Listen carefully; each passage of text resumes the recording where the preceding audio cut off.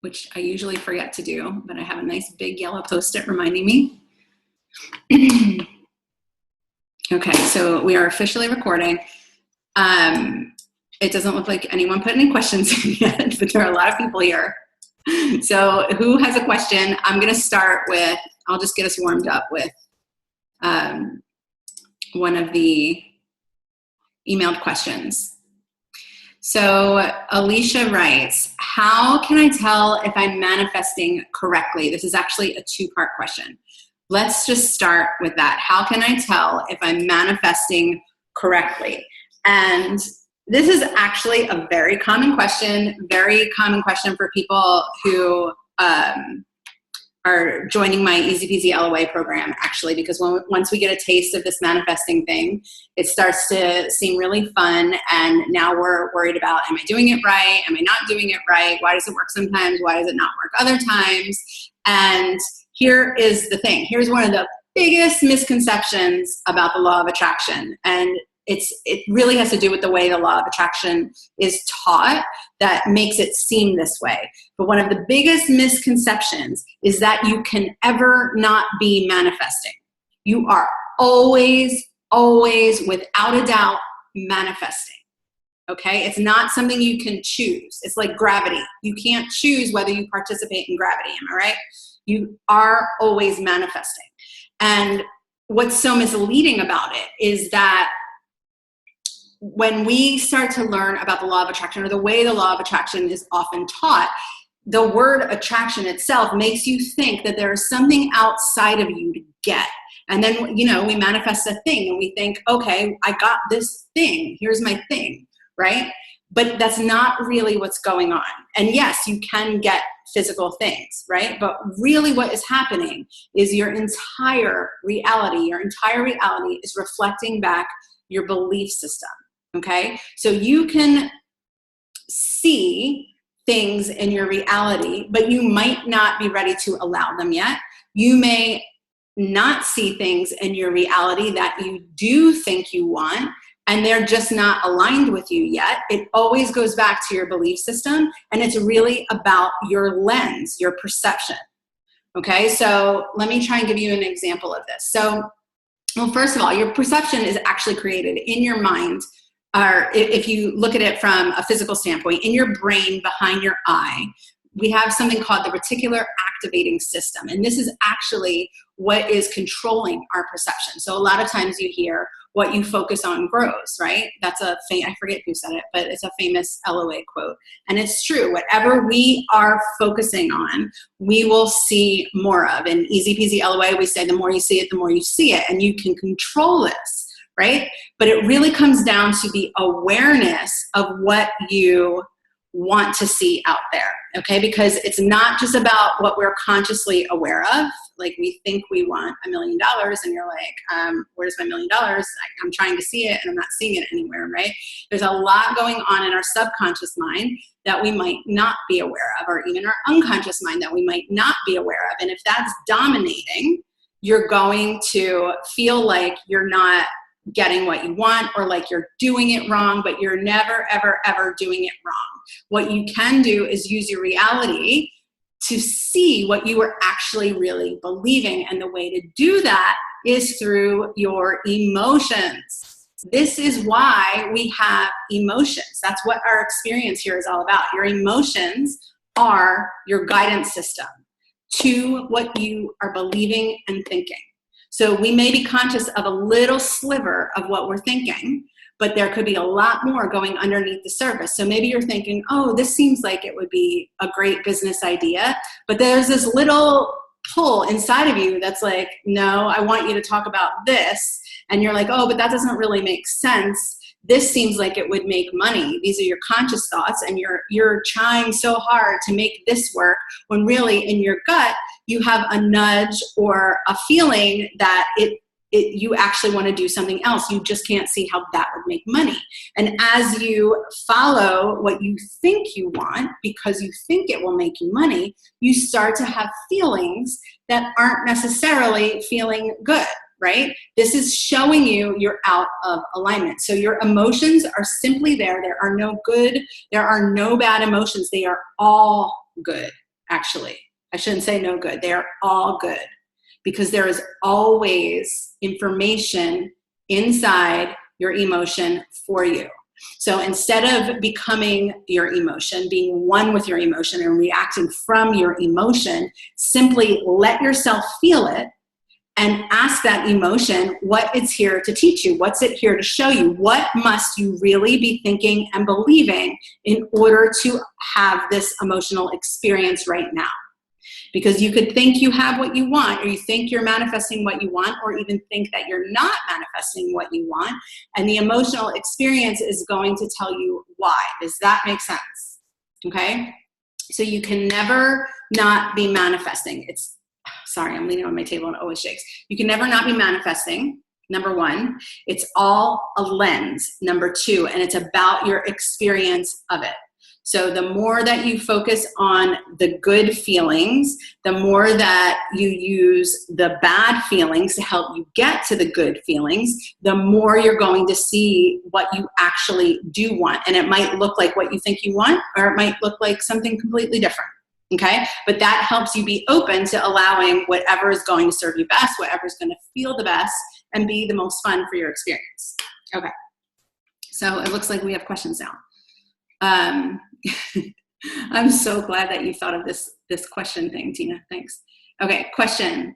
Several LOA guidelines mention the importance of setting a time or a deadline for materializing something. However, on your LOA program, you tell us to wait for the universe, like when you order a hamburger, and therefore there is no time frame or deadline. Okay, actually, I don't say that. Here's what I say. I do kind of say that, but not the wait part.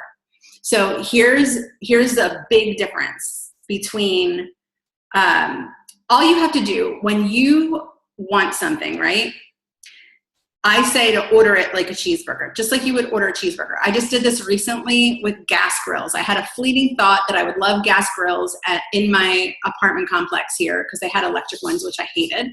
And it was so fast, so fleeting. And I was like, I wonder if I can manifest that. I don't think so, because they're all built in. And boom, I got home. I was driving when I thought that. And there was an email in my inbox that said, gas grills are ready and they're here, or whatever. So time, remember, is based on our perception, just like anything else. If I had said, I want gas grills by this afternoon, I have to pay attention again to what that feels like in my body. If I had said that, I would have been like, I don't really believe that. I don't really believe that, number one, that I could even manifest gas grills here because it's all brand new and they were electric. Number two, I don't really believe that I could have it by this time period. So that takes my vibration down. It's all about how you feel. How you feel is telling you whether or not you're aligned. Okay? So if you make a decision that this is what I will have by this time, and it feels good in your body, and there's nothing in between whether or not you believe that can happen for you, it's going to come. So when I talk about ordering a cheeseburger, you've decided on that cheeseburger in a restaurant, or you're waffling. And if you're waffling, messy requests get messy results, right? You're going to see that reflected back to you. If you decided this is what I want, and you feel good about it, so there's no waiting, there's no, will this really work? There's no hope even. A firm decision means you believe that it is possible. If you don't believe it, anything that is not aligned with it is going to come up for you at that point. So you're going to start to notice this doesn't feel right, or maybe you think everything's going well, and then what feels like a block starts coming up for you. It only happens with your decision, right? That's what completes the intention.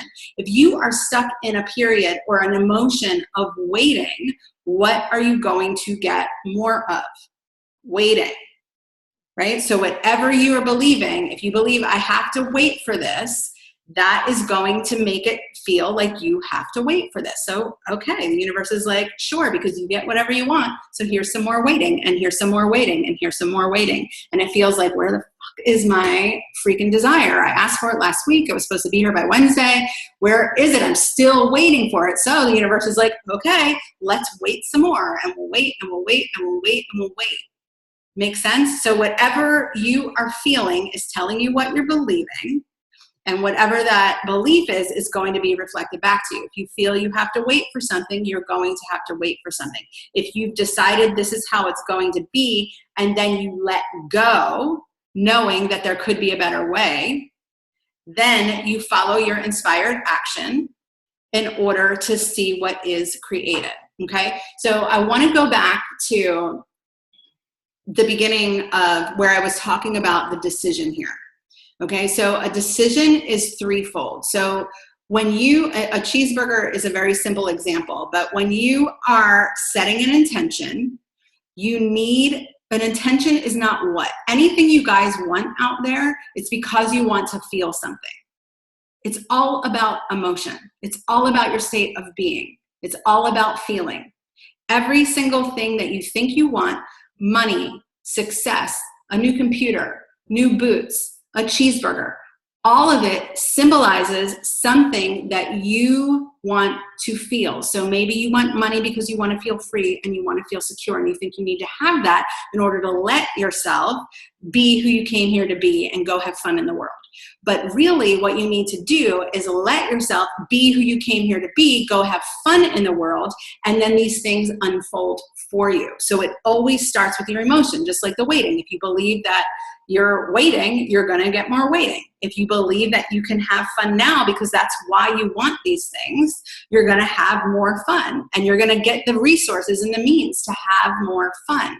So this intention is threefold. It's what you want, that symbol, whatever is representing what you really want. Okay, money, we'll just use that because we all love money. Money, why do you want it? What will it do for you? What is the emotional experience you are looking for? Okay, the why. And then the decision to allow that emotional experience now. Okay, so allow that you want to have fun now.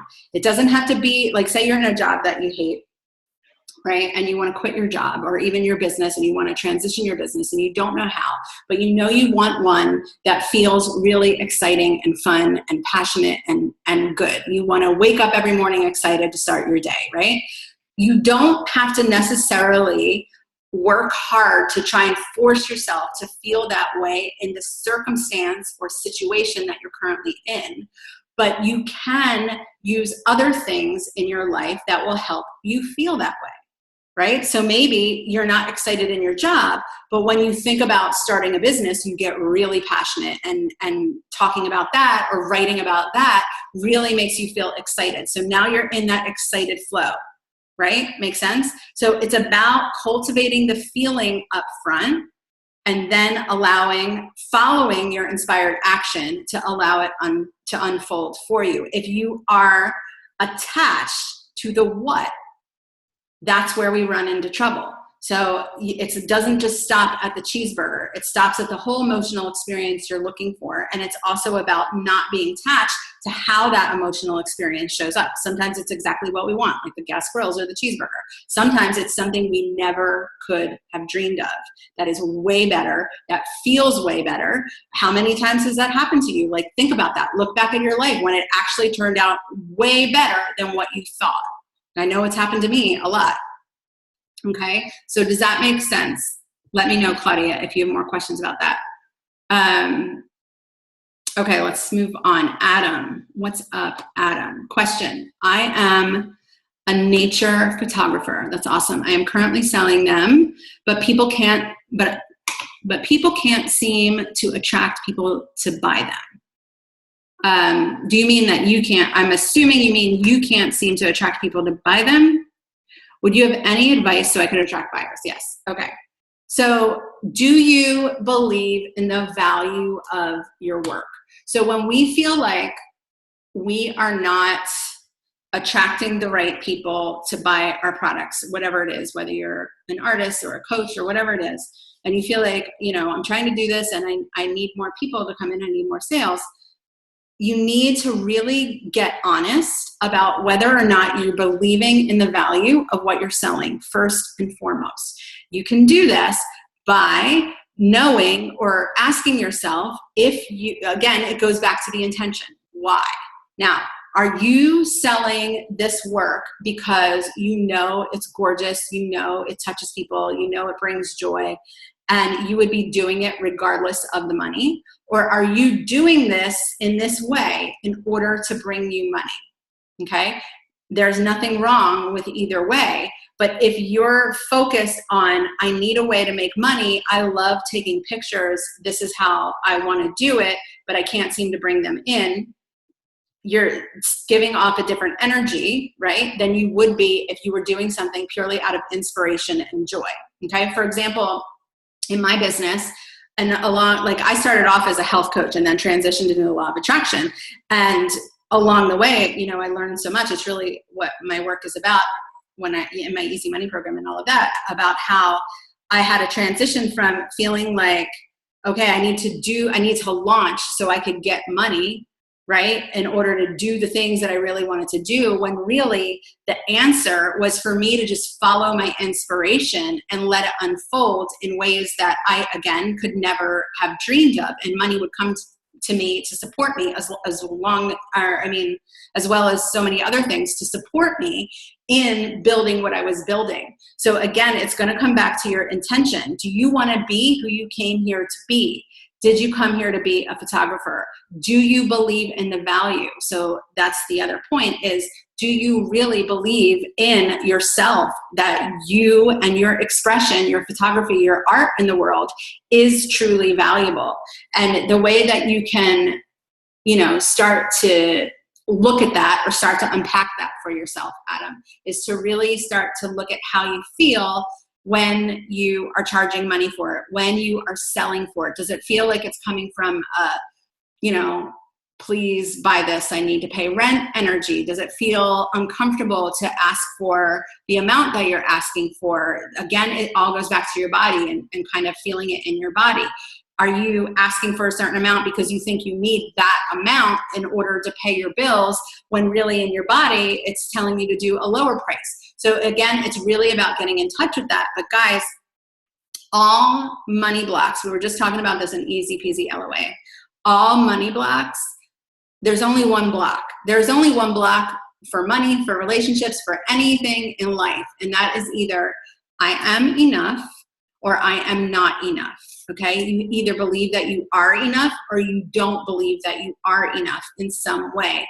And I know that can seem like I'm oversimplifying it, but if you drill down any single one of those limiting beliefs, those gazillion limiting beliefs that you have, you will see that it will always come back to your self-worth, whether or not you feel acceptable as you are, to be expressed. You are an expression.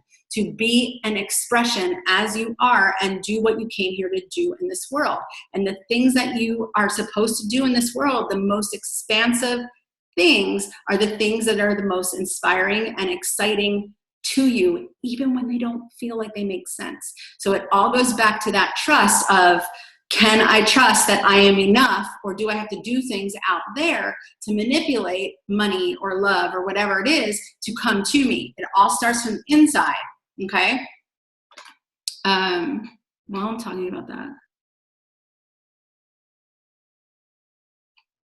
I just wanted to see if Adam had any more questions about that. But that is the gist of it. So I love to say that you can't not be abundant.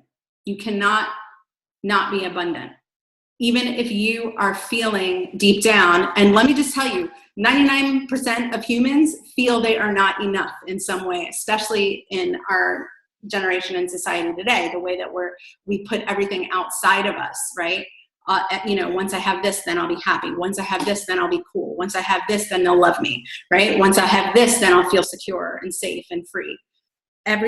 So it's not like no one should ever feel bad for feeling like they're not enough. It comes from our early childhood conditioning and all of our limits that we put on ourselves. But the truth is that lack and not enoughness is an illusion. It's a lie. The truth is that we are eternally, infinitely abundant. You cannot not be abundant. Even when you feel not enough, you're going to get an abundance of not enough. So again, it goes back toward you. So how are you valuing you? How do you value your work? Okay. That goes for everyone. Deb's question, any tips about telling the difference between the intuition given to us from Team Other Side about what action we might take to move something forward and our own egos telling us what we want to hear? Okay, that's a wonderful question. Okay, so what Debs is talking about here is manifestation simplified in real. I just did a podcast on this. Okay, so you have an intention, right? From that intention, which again is threefold: what, why, decision. From that decision, once that decision is made, you then have your job is to act, is to keep your vibe up, feeling good, allowing the good and the bad. That's how you allow, right? To do that, stay aligned using your emotions, and as you receive inspiration or intuitive nudges, you act. Even if they don't look like how you think they should look, you act on those, and that's how things unfold for you. So I just want to preface this question with that. Now, when you're acting, inspiration comes from in spirit, right? So Team Other Side, if you've never heard that term, I use that as, I know that there are certain guides and collective that I personally work with. I'm a psychic medium, if you didn't know that. So I don't know that that makes it sound any less crazy, but whatever, you do have a team on the other side.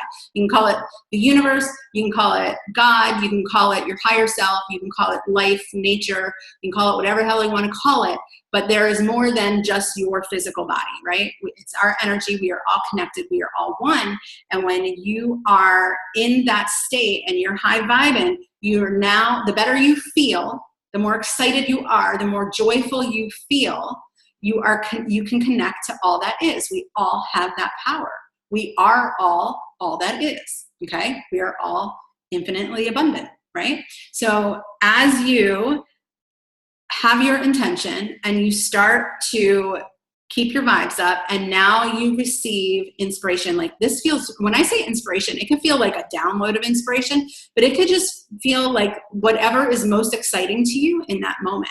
So even if you're not feeling, super elated and off the charts, that's not what this is about.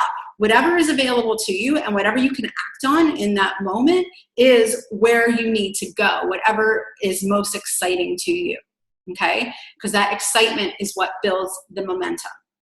Okay, if your ego is involved, you will know it by, again, getting clear on why you are doing what you are doing. To live intentionally is to always be, I was going to say clear, but it's really to always be honest about why you are doing what you are doing. So if it comes from Team Other Side, first of all, when you're in it, you got to act. You got to act. You got to act. It's like boom, boom, boom, boom, boom. If you're going back and forth and you're thinking, should I? You're either doubting your higher self, Team Other Side, or there's something else going on. So then you would want to get in touch with, why am I doing this? Am I doing this because this feels exciting? Or am I doing this because really I'm hoping that I'll be validated by this person, or that I'll be approved in some way by this person or this external whatever it is, right? Or maybe I'm doing this because really out of fear, because I think I need to, I've done this in the past. I'm launching out of fear because I feel like I need to get the money in here, and I don't trust that Team Other Side has my back, and that money can come from a different place, right? So then I would force myself to do a launch and not really be into it, and it would be coming from an energy that wasn't really aligned with what I could be doing then, right? And if I was honest with myself, I knew that actually this is coming from fear. Actually, I don't believe that, I don't have faith that I'll be taken care of in another way, right? So it's really about, again, getting clear on why. I am super duper duper clear on why I do things, because you know what else this does for you guys? It knocks out all of the bullshit. So yes, sometimes it's hard to admit why, or we want to pretend like, I don't really need that validation and approval. So I'm just going to say that, yes, this is what I need to do. And that's fine. You can do that. You're just going to take a lot longer to get to where you want. That's totally fine. And it's not going to be the feeling that you want to feel. We all do it. I've done it, right? But really what it's about, I've lost my train of thought. What was I just talking about? Someone tell me what I was just saying, because I completely lost my train of thought and I started going down another road. Right. Okay. Thank you. Be clear on it. Be clear on it and be honest about it. That really is what it comes down to. You have to be clear and honest about your why. And it's what is really aligned with you, who you really are, not your ego. Truth is always going to feel more exciting. Doesn't mean it won't ever be scary, right? Maybe you want to be a speaker and you just got an opportunity to speak, right? And it seems really exciting, but at the same time, you're starting to feel extremely anxious about it. You've never been on stage in front of this many people, and all of this fear comes up, right?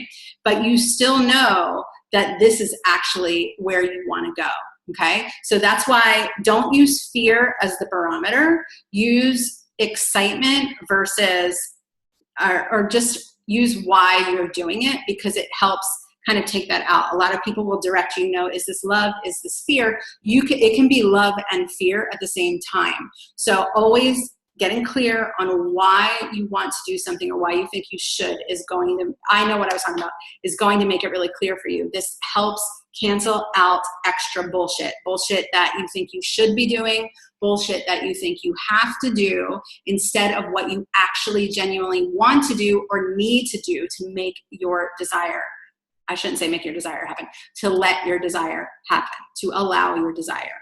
Okay. So a lot of times when we feel overwhelmed, it's because we are trying to take control of things that we have no control over, instead of just getting really clear in the moment. Why do I think I should do this? Why do I feel like I have to do this? And then you'll realize, actually, that's not really aligned with me at all. This thing over here that seems to make no sense actually seems really fun and exciting and inspiring right now. So I'm going to trust myself and do that. If you do that all day long, your life is going to change fast in a good way. Okay. Honestly, faith and super duper clearness. Thank you. Every time I laugh, I shake my table.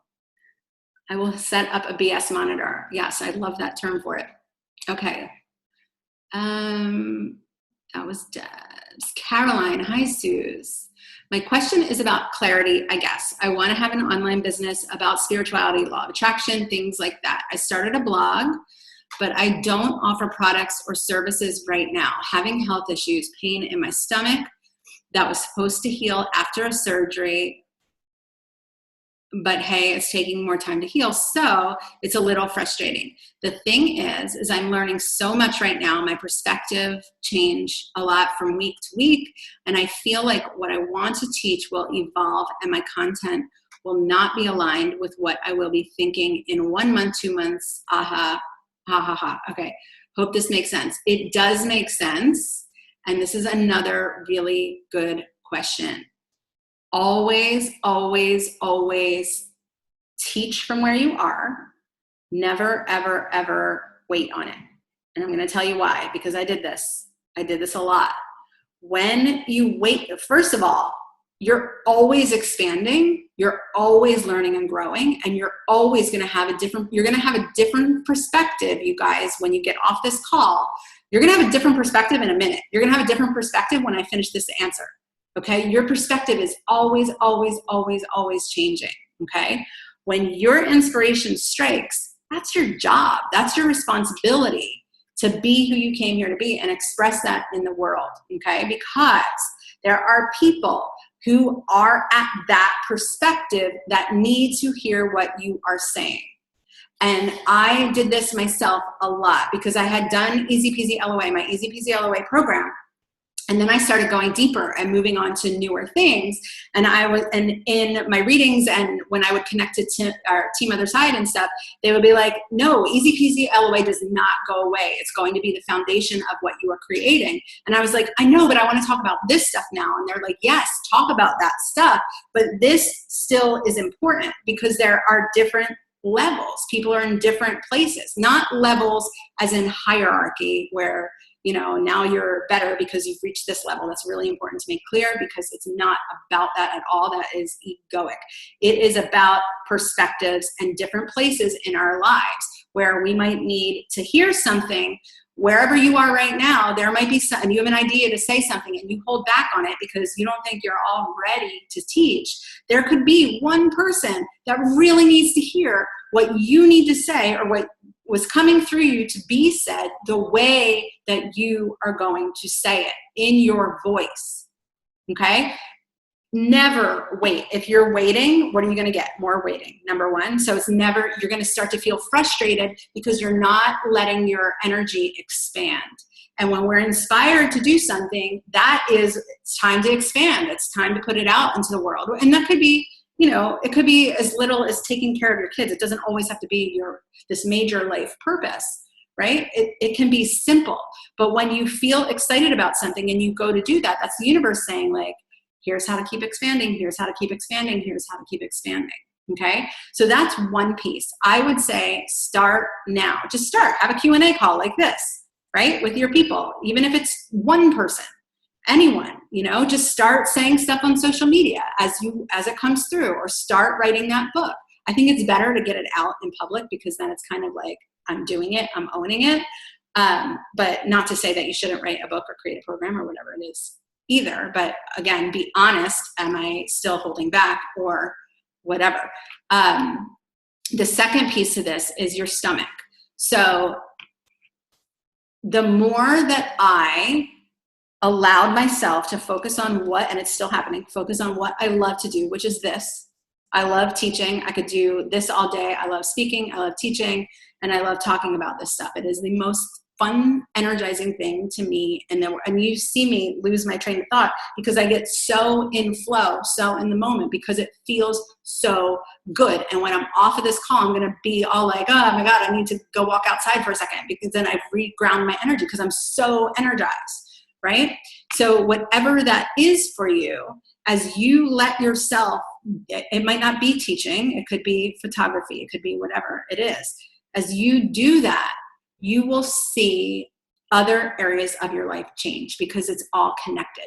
So the more that I teach, the more that I heal, right? Physically, because I had adrenal fatigue, which is pretty much gone, thyroid issues, which I still have a little bit, but the more that I express, the more that I heal, okay? And it doesn't mean necessarily that by you doing what you came here to do, whatever you're dealing with is just going to magically go away. It absolutely can magically go away. But what you'll start to find is, as you are following your inspiration and your excitement and listening to that guidance instead of the ego, you're going to get some answers, right? So maybe you find an answer and you're like, oh my God, this is it. This is going to help, okay? But as you stick to what's most exciting for me, what's most inspiring for me, and you stay true to that, that's where your ease lives, and that's where you get more inspiration, more guidance, and you're on a different playing field, so you're allowing different things, right? And your body, your life, your world starts to reflect back the good feelings, the health, the vitality, the life, right? Your life force, because when you're allowing yourself to be yourself, you are allowing your life force. That's what your expression is. Your creativity, your sexuality, your money, that's all tied together. It's you, it's who you are. So the more that you allow it, the better you're going to feel. Another trick that you can do is to tune in to the stomach pain or whatever is going in there, and simply get yourself, in a peaceful, calm state, and start to ask it questions. Say, what are you here to show me? Because right now you're in resistance to it. And let me tell you, I understand this because I went through extreme resistance to what was going on with me, and I gained a lot of weight and didn't feel like myself and no energy and all kinds of symptoms. And I was mad. I was angry with my body.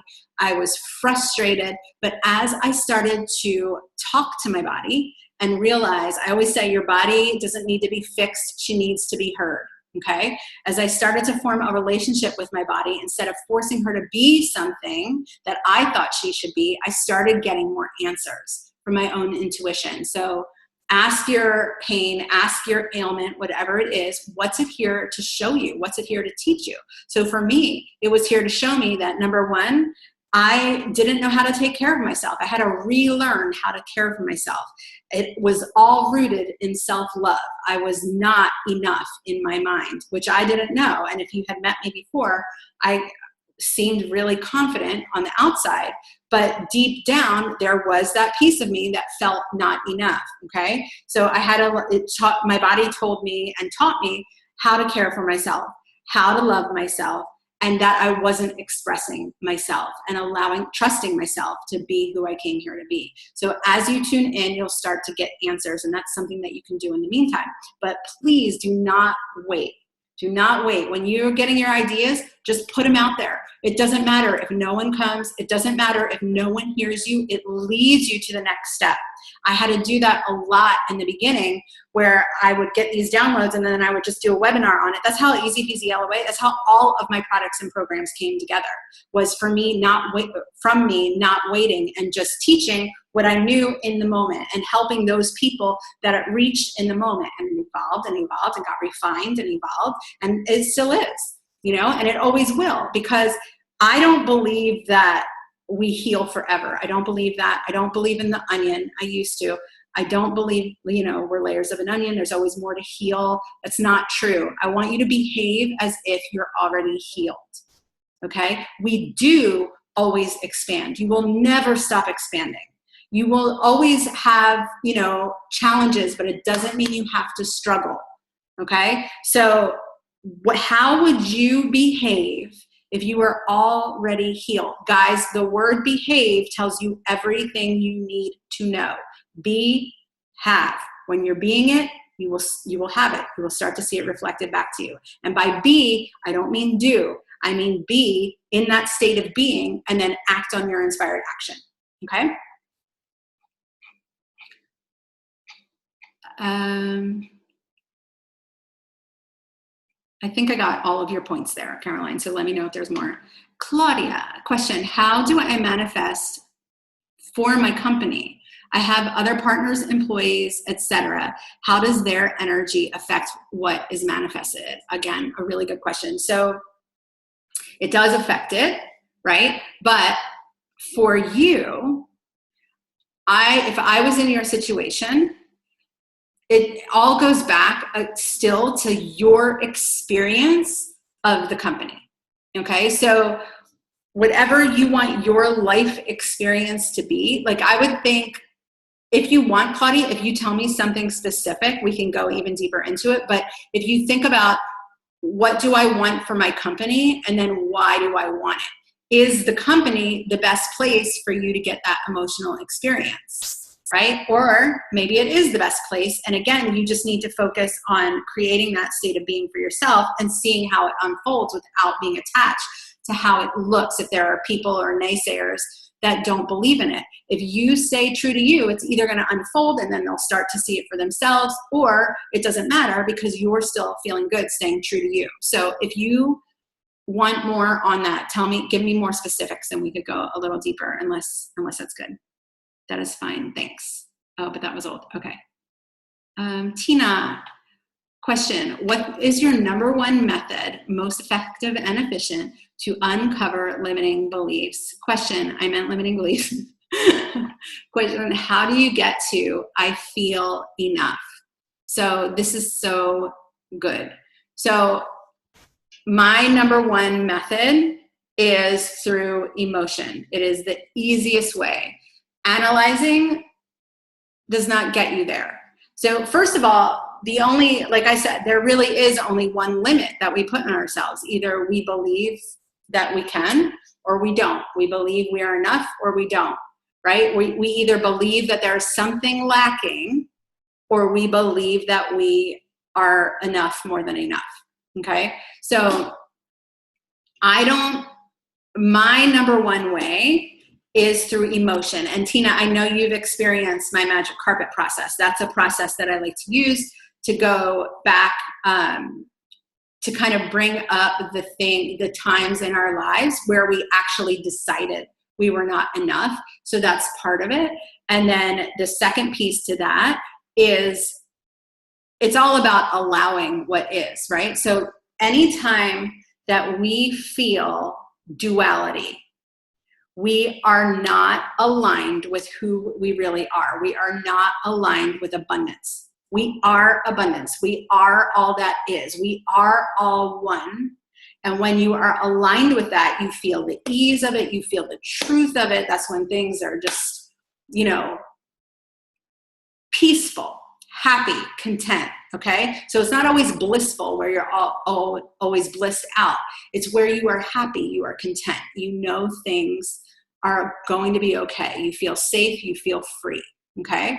When we start to have beliefs or thoughts of not being enough, we start to drop down that emotional scale, and it starts to not feel as content or not feel very good at all. Things start to become more dualistic, right? So we start to get into more good versus bad, more positive versus negative, more black versus white, more superior versus inferior, right? Right versus wrong. And as that happens, that can create a downward spiral the same way that we can go back up. So this, to go back up, is to allow what you are opposing. Okay, so it just kind of like what we were just talking about with the body in the last question.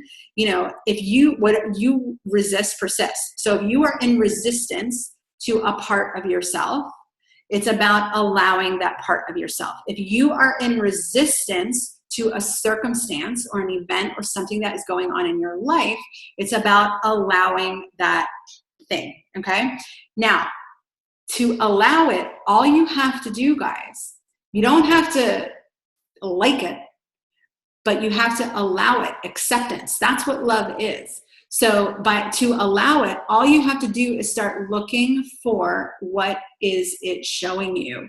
What's it here to teach you? Okay. What might have you been, it's always showing you, you know, what you're believing. Whatever you're feeling about it is showing you what you were believing to experience this situation. Okay. You could have nothing out there has meaning. Life is meaningless. We're giving it the meaning. So you could have circumstances or an event happen, right? And I could look at it and be like, oh, you know, this is really great because look, if this didn't happen, then this wouldn't have happened and we wouldn't have learned this. And now look how amazing this is because this shitty thing happened. Or I could be like, or you could be like, oh shit, now I'm stuck in this mess again. And now this is happening and this is probably going to happen. So now I'm really going to feel like a failure and nothing's going to work out. It's all about the lens. So if you just look at something as, what is this here to teach me? I've done this and had things go away. Things, you know, feel like they magically disappeared because I finally allowed it. I'd be in resistance and resistance and resistance. Finally said, you know, why the fuck does this keep happening? What do I need to learn from it? And I'll get like an intuitive hit, like you can handle it, or let it go, or flow, or whatever, just something in my mind, or just a knowing that, oh, you know, actually I could learn this from it, or maybe it's showing me this, and then it stops, or it goes away, or you stop repeating that pattern. So when you do that, you're allowing what is. You've taken back your power from the ego, from resistance. And the more that you do that, the less you live in duality.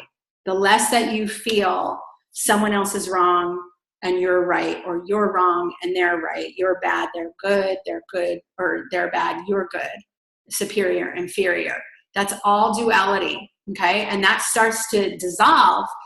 And you probably have experienced this. Anyone has experienced, we definitely can experience it when we're coming into this world before we're conditioned and taught all of these things, right? But even when you feel really good about yourself, don't you just love everyone a little more, right? When you are like, damn, I am fine, I am smart, God, I am so good, your triggers go away.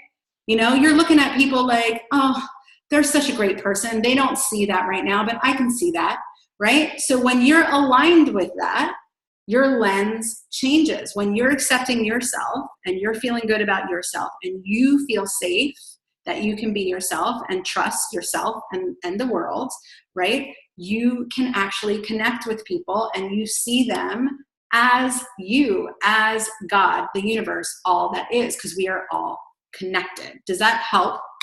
Tina?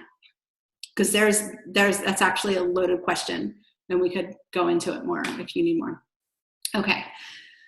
Vanessa Phelps, in your recent podcast, you talked about not asking for money. My big goal is to buy a 20-acre lot of land in NC for $200,000. I've been asking for the money I need to make that purchase, but if we shouldn't ask for money, what should I be asking to manifest instead? Okay, number one thing I just want to point out to everyone here is to be afraid to ask for money, okay? Because that's not where I'm going when I say don't ask for money. It's just know that money is only one resource, one how to get you what you want, okay? Remember, now, we always want a state of being, and your dream, what you really want, and you even say it in here, your big goal is the 20 acres of land, right? So $200,000 is one way to get that 20 acres of land. And it might come through money, but what you don't want to do is chop off what else it could be. So what I would do in this scenario, and I've done things like this before, is I would be visualizing and intending, number one, what I'm using that for, why I want that, right? What it feels like for me, what it looks like for me, but without attachment.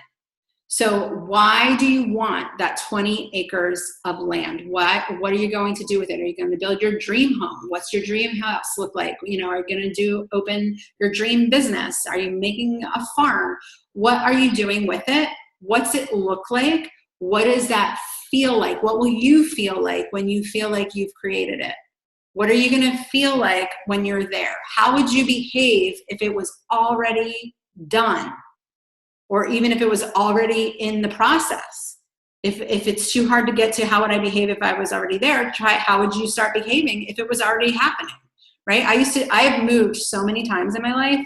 It's one of the easiest things for me to manifest, big moves all over the place, in apartments that I love. And one of the things that I always do is I start packing. I start writing out the kind of place that I want to live in and how I want to feel in it, what it looks like. When I moved to Delray, I didn't even know Delray existed. I started this moving process before I even knew that this little town existed. And it had everything that I ever wanted, that I actually had been drawing for years, even when I was in New York. So I feel like none of the hows matter. It's not that I feel like that. I know that.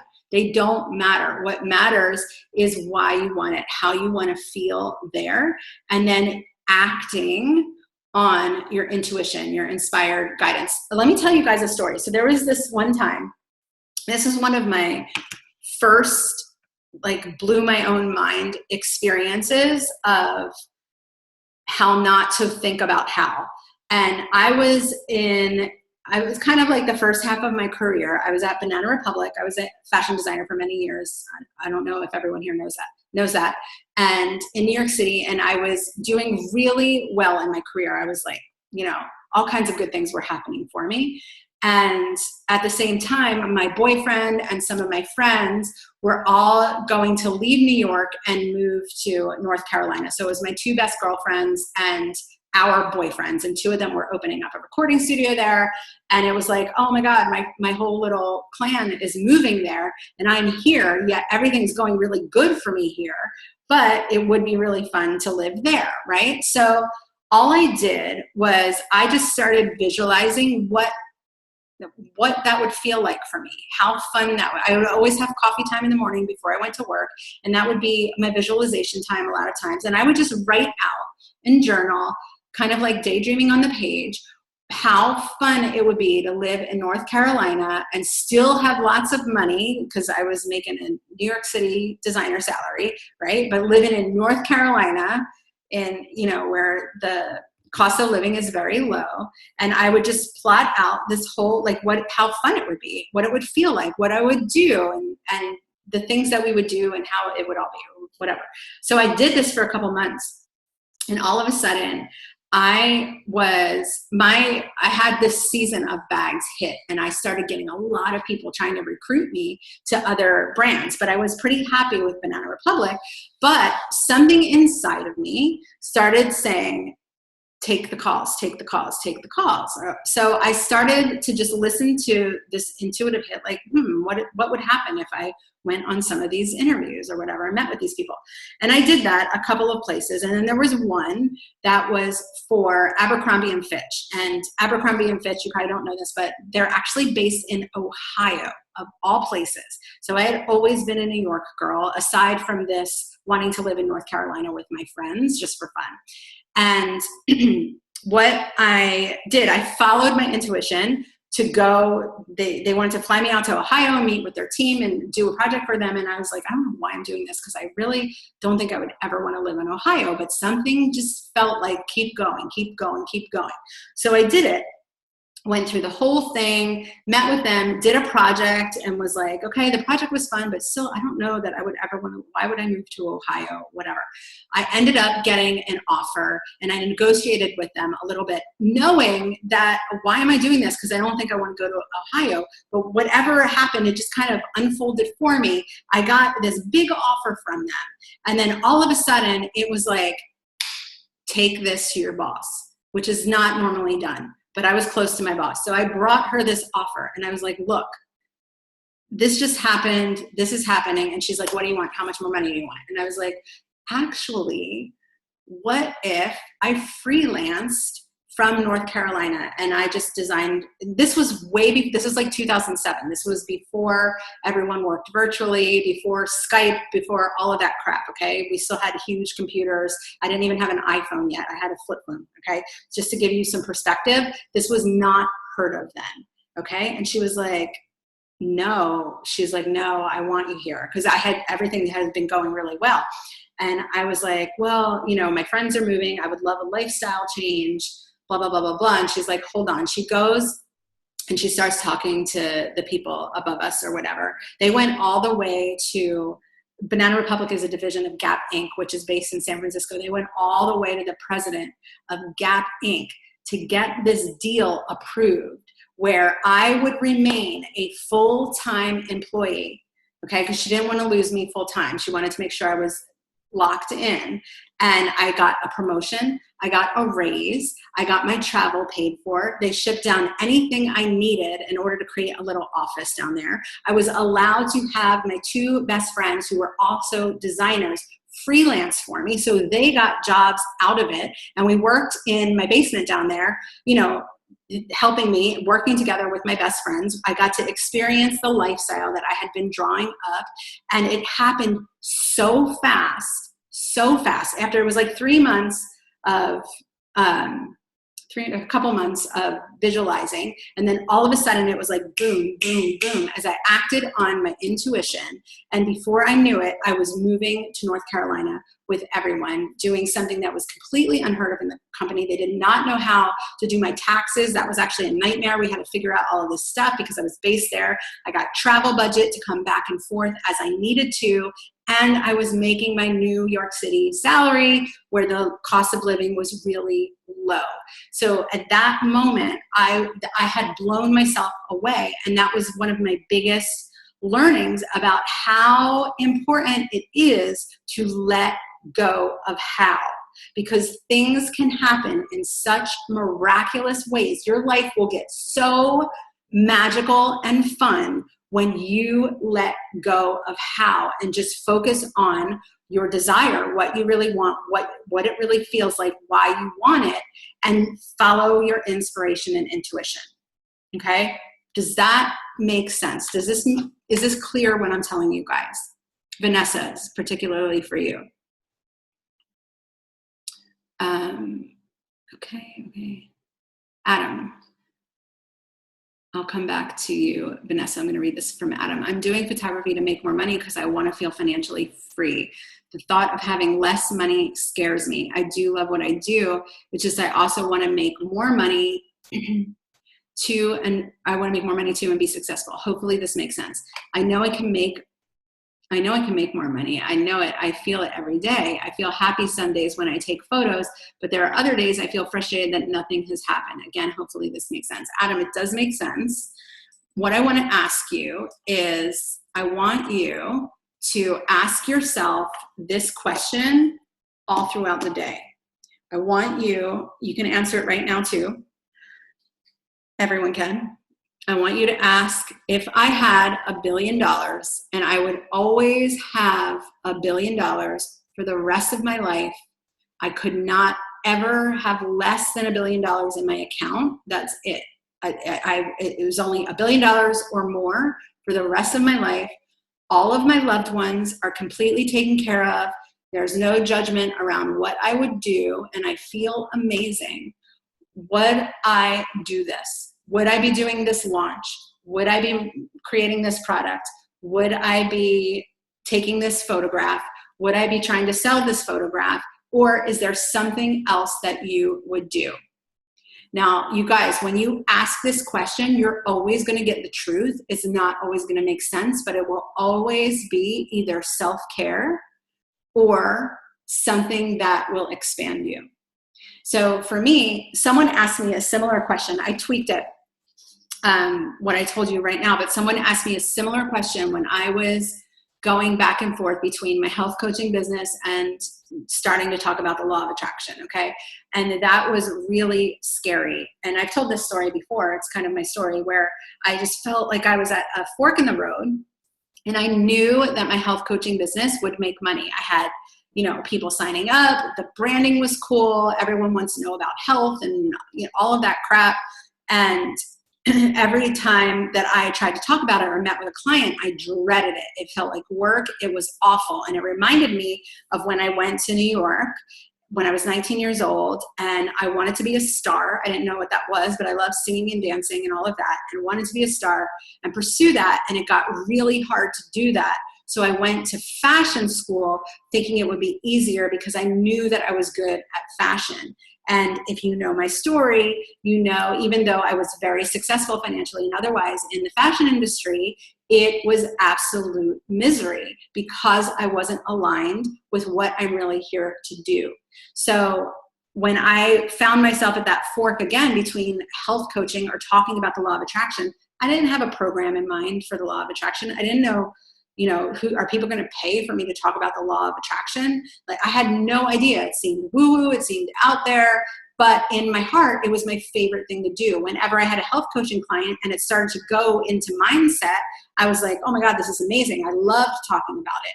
So she asked me a very similar question. And in that moment, she was like, what would you still be speaking about? And I was like, the law of attraction. And it was like, I couldn't go back. That was the truth. That was what I really wanted to do. And this is the thing with clarity, guys.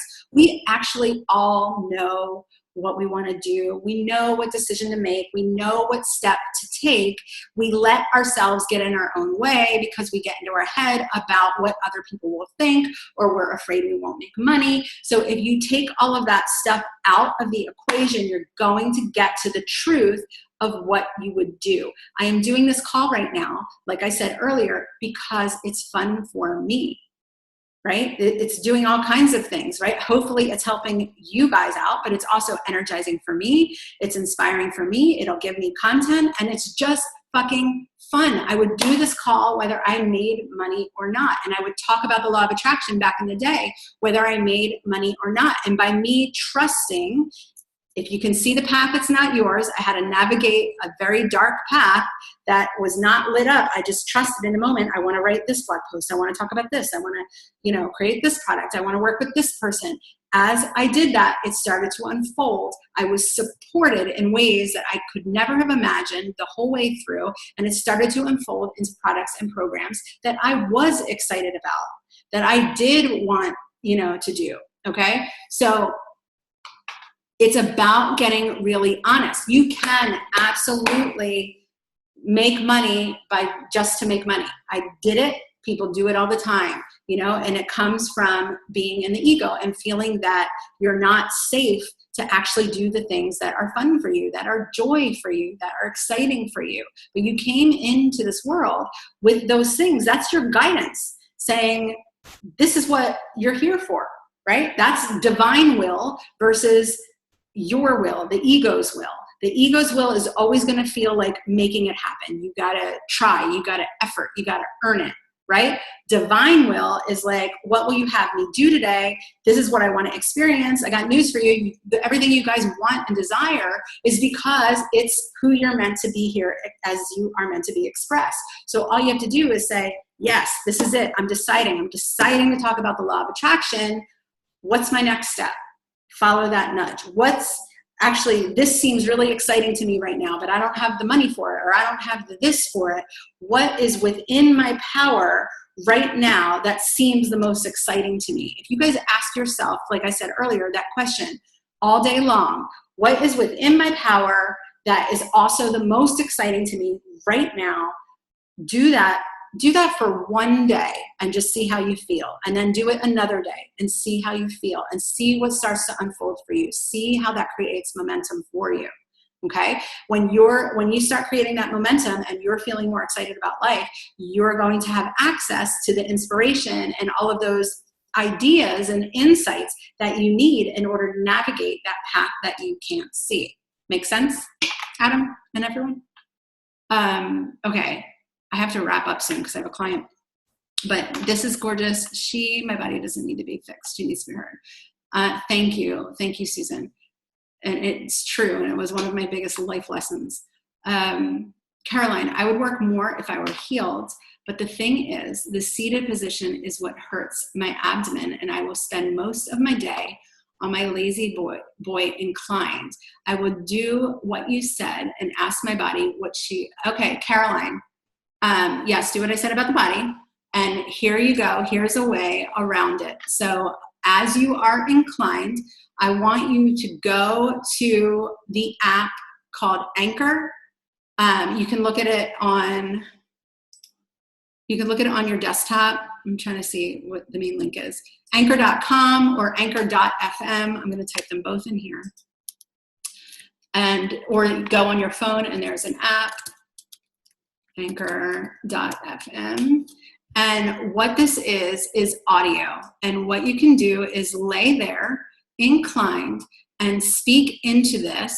And what Anchor does, this is what I started, this is why I started a podcast. I just sent that to Tina privately by accident. I'll send you the links. Oh, wait, in a second. Hang on. What Anchor does is first of all, it's a social media platform all on its own, okay? And it's growing fast. And what it does is push your podcast to iTunes and all different other platforms. So you could actually have a podcast and just say your thoughts and talk into your phone just like this. If you've ever listened to my podcast, you know it's not fancy. I get an idea and I'm like, I would just want to tell you guys about this, blah, blah, blah, blah, blah. And I talk into my phone wherever I am. Even if I was laying down, I could still do it. And now I'm expressing myself and I'm sharing those downloads and it's going out into the world. You don't need much at all. Awesome, Caroline. Let me know when you do it. It's so easy. It's so easy. You're going to feel so good. To be honest, if I did have $1 billion in my bank account for the rest of my life, I really wouldn't be doing nature photography. I have chills right now, Adam. I would just be doing it as a hobby rather than a business, you know? I mean, it's fun as a hobby, but as a business, it's just frustrating.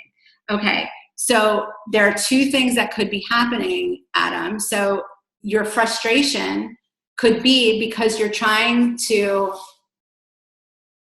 the way that you're approaching it, right? Versus if you were just sharing it from the heart, right? Thinking like, if I could easily turn the law of attraction, and I have before, into something frustrated when I would be like, oh my God, I have to get money, I have to launch, and now I'm trying to use this as the way to get money, then it makes it a job. It makes it feel like effort because it's forced. Right? So power versus force. Are you guys familiar with the work of Dr. David Hawkins? He's been a big influence on me. I love him. He's dead, but his work is awesome. One of his most famous books, Power versus Force, right? And he talks about how force is basically when we resist the flow of life, and power is when we don't, right? And he uses the example of like, you know, someone rowing and really, you know, trying to get there faster, and they're trying and so much effort rowing faster and faster when the guy next to him adjusts his sails and goes zooming right past him.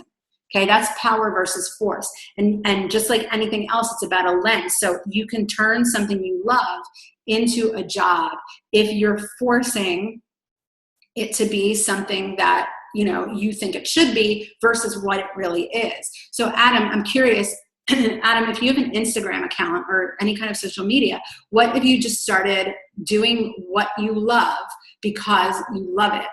And ask yourself, keep using the $1 billion question, because you're going to get more answers. This is for everyone, not just Adam. You're going to get more answers about the things that you would actually be doing. So maybe, yeah, you would be doing nature photography, but you know what? You would also start dabbling in this thing over here that you have an interest in, but felt like you couldn't because you never had time or money. So that will start to give you a lot more clarity. And do nature photography the way that you would do it if you were already a billionaire, and watch what happens, okay? Did I miss any questions? Let me see. I have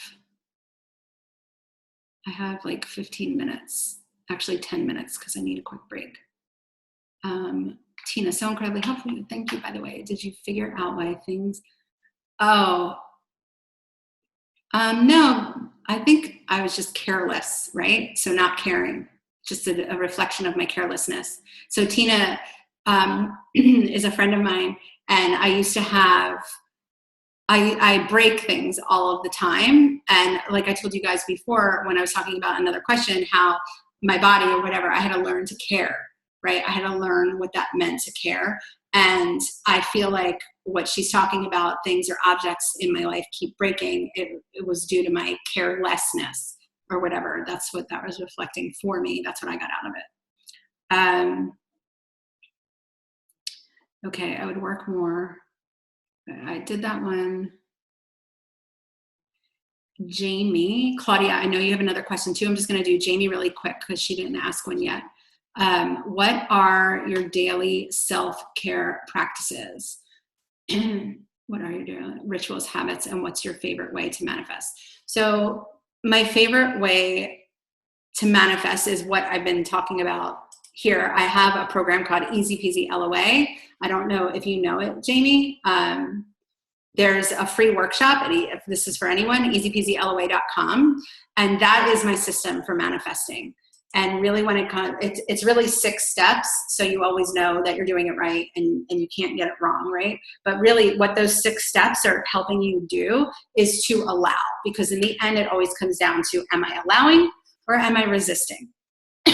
So am I allowing this part of myself? Am I allowing this circumstance, or am I in resistance to it? And the more that you allow, the more that you allow, and the more that you resist, what you resist persists. So that's the answer to that. The second part is daily self-care practices. So I am a big morning routine person or morning ritual person. And this is so funny that you ask this, because I could actually do a whole big Q's for Suze video on this. Hold on. I'm losing my voice. So the way that I operate now is making sure that I am in a place to receive inspiration. So if I'm not receiving inspiration or having fun or acting on what's most exciting to me, then I am doing something to make myself feel good to be in that space. So morning routine, I used to say it's the most important part of how you start your day is in the morning, of course. But actually, after working with a lot of women, like myself, I've realized the most important part of your day is how you end it. So I end my day with a PM ritual, and then that preps me and sets me up for a strong morning ritual, which sets me up for my day of flow. So at night, I like to eat my dinner or whatever, or, I have what's called, I don't know if you guys know what this is, but it's called trash valet. And basically they come pick up my trash between a certain amount of time at night. So because that happens, it kind of gives me like a little window frame. So during that little window frame, it's like I put the trash out, I take care of the cat. I set my coffee for the morning, you know, make it feel nice in here. And I do what I call turn down. So if you're in my groups, you probably heard me talk about this before, but I give myself turn down service. So I love feeling like I live in a hotel. I've always loved hotels. I love quality service. So what I do is I turn down my bed, and I actually usually make my bed and then turn it down because I rarely make it in the morning, but I make it at night. I turn it down, and then my AC is set to go down to 67, which is a very cool sleeping temperature. And then I like to light a candle. I don't always do that, but I like to light a candle in there. And then I shut my door and I come out here and I watch my one Bravo show, whatever that may be. I love Bravo. And then by the time I go into bed, which is usually around 10 o'clock, sometimes a little earlier, the sheets are really cool. It feels really nice, and it's dim, and the candle scent is beautiful, and I feel like I can just get into bed and it feels really good. And what I usually read for a little bit on my Kindle, and very little because I usually fall asleep pretty quickly. And then I wake up the next day, and then I have my morning routine, which is just a little, you know, like I usually brush my teeth, drink some water or a juice, like a green juice, and hydrate, or, you know, feed my cat. And then I get my coffee and I go somewhere. So I've actually been playing with this a lot lately and like moving it all around, because for a while I would go to the beach, then it got really hot and I would go to this lake, and that got really hot and kind of boring too. So recently I've kind of just been going with wherever I feel like going in the morning. This morning I was at my pool here, you know, or I'll go into town. Maybe I'll go to a cafe or just walk around in town somewhere outside. I always leave my house and I journal and I write. And this is where most of my work is done. I call it coffee time. And it's really where the majority of my inspiration comes through. You know, the stuff I post on social media, the programs and products I've created are usually created during this 2 to 3 hours in the morning. And then I come home and I finish up whatever, you know, there's always a walk involved. So like some kind of like power walk or walk around town or swimming or whatever it is, some kind of movement involved. And as I'm clearing my mind and getting into my body, it allows inspiration to strike. And as that inspiration strikes, I write, or I come home, I finish it on the computer if it needs the computer, or do whatever I have to do in that way to finish it up. And then I just kind of go with the flow for the rest of the day. Sometimes that's it as far as work goes. Or, you know, as inspiration strikes, I will do more. But I'm constantly checking in with myself and how I feel. And if I feel like I need a nap, I take a nap. If I feel like I need, you know, to take a drive somewhere, and even though if I don't know where I'm going, I can't tell you how many times that's happened, and I get inspired and get new ideas. It's about movement and motion, keeping things in motion, right? We can either be stuck and stagnant, which I have, which is how I learned all of this, right? And in that waiting place, and things just feel like they're not going anywhere, or worse, like they're going backwards. Or we could be in a place of going inward, which I've also done a lot of that over the past few years when I was creating all of my stuff, especially my Easy Money program, and doing a lot of that inner work. But then there is a time for the expansion, like I was talking about earlier, and that's really looking at what feels stuck or stagnant in your life and switch it up. All you have to do is switch it up. So I'm still getting all my needs met in the morning, but I switch it up a little bit, and I do that throughout my day.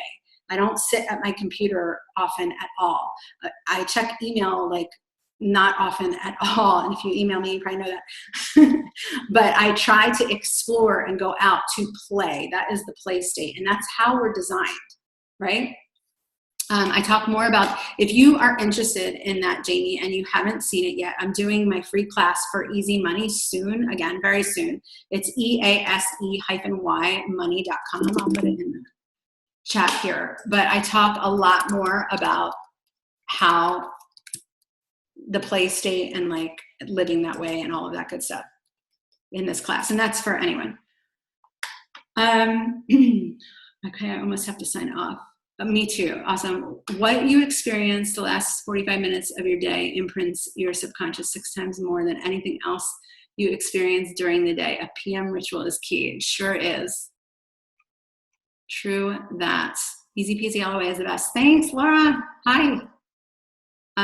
Easy peasy LOA is on my vision board. I love it.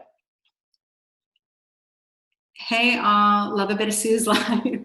I'm so glad you came. I have to sign off. I'm going to do one more question, and then I have a client and I have to go. I didn't get to my email questions. Okay, Claudia, I want to increase my income, and I believe it is really possible to get that by increasing the revenue of my present company, but that depends on the market, the government, what salespeople will do, how engineering is going to deliver it, and so forth. So you're putting so much of this, Claudia, this is, I know, going back to your other question, so much of this outside of yourself. So you're giving your power away. Really, you want to increase your income. So that might be through your company, or it might be another way. Lady, I know you. So I'm not saying it's not through your company, but what the same rules apply to everyone. So your excitement is always going to point you in the right direction. And Claudia, I know I've worked with you a lot, and I know you know that we use our emotions that don't feel good to, dig into our belief system. You guys, all of your emotions, look at your emotions as a path, right? So like you could, if you're feeling a certain emotion, say you're feeling guilt about something, and that means you're believing thoughts and thinking thoughts that create an experience of guilt. So now you're on the path of guilt, and you're looking through a lens of guilt, right? That doesn't feel good. Your perspective is narrow, lots of duality, lots of ego. I am doing things wrong. I am bad, all of those kinds of things, guilt and shame, right? Now, if you could do the same thing with anger, right? You're thinking thoughts about that make you angry. It feels like your power's been taken away, or it feels like someone's insulting you or whatever. Now you're looking through another narrow lens, but that's another path. And that path is going to look different. And what appears to you on that path or comes into your life and your experience of life on that path is going to feel different than the one in guilt. Now, the one, you could do this with your excitement. When you're following the stuff that brings you joy, that makes you feel passionate, that makes you feel alive, that is fun, that is easy, you have now put on a new lens, and this is a very broad perspective. The worse it feels, I don't have my little diagram here, but the worse an emotion feels, the more narrow your perspective is. So things at the bottom like shame, powerlessness, now you have a teeny tiny perspective, and you aren't allowing yourself to connect with all that is. You're in the ego. The higher you go up, the emotional ladder, let's call it, okay? And you are following that path of, this feels exciting to me, even though it might not make logical sense, and it might not seem like it's in the right sequence, but this feels exciting to me right now, I'm gonna do it. And you act on that, and now this feels exciting to me, and now this would be really fun right now, I'm gonna trust it, and you act on that.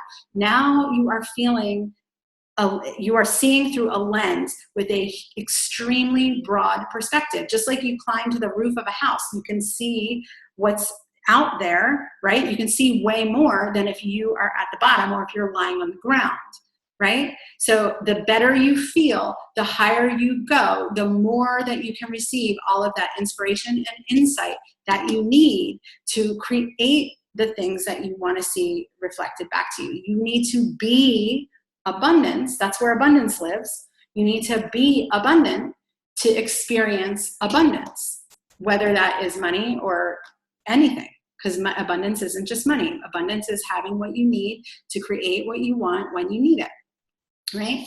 And believing that you are enough. That is abundance. You are abundance. You are the money.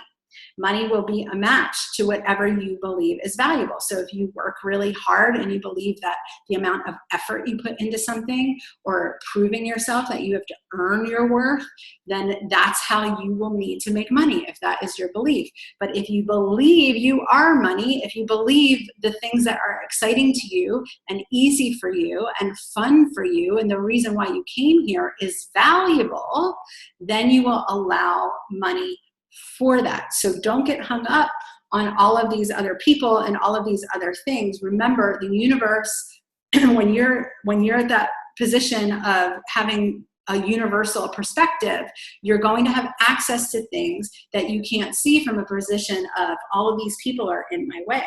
Now, if you imagine yourself standing on top of that ladder, feeling really good, looking down on your company, you may say, actually, I don't want to be part of this company at all. I'm going to go over here because I just have this idea. Or you're going to say, oh, look, no one can see this. If I just tweak this, it's going to change everything, type of thing. Does that make sense? Sorry, I had to speed up at the end because I got to get off. I hope that made sense, Claudia. Let me know. Tina, this was really meaningful in more ways than you could know. Oh, thank you. I really need this. A sincere, heartfelt thank you. You are the best. Oh, Tina, thank you so much. I love you, girl. Jamie, me too. Oh, we read that. Enjoyed this webinar hugely. Thank you so much. You're welcome, Debs. Thank you. Got it, Susan. Thank you. Awesome. Thank you for this. Thank you all so much for coming. I hope it was good for you. I'll probably do another one.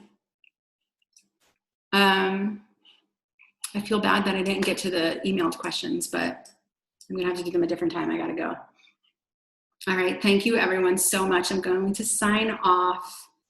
And every question that I asked, no one wanted to be anonymous here, right? Because I had an email anonymous one. Yeah, I'll send a replay. I'm actually gonna break this into little video clips, but I'll send a replay to my list anyway, not to everyone. Oh, so Fran, you're on my list. Did you get this from my list or social media? Okay, perfect. Yeah. All right, thank you everyone. Hey, just some insight. Oh, that's good to know. Jamie, you want to see me? Okay.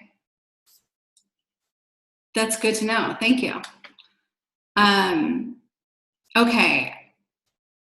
I have to sign off, you guys. I love you. Thank you so much for coming. This was really, really fun.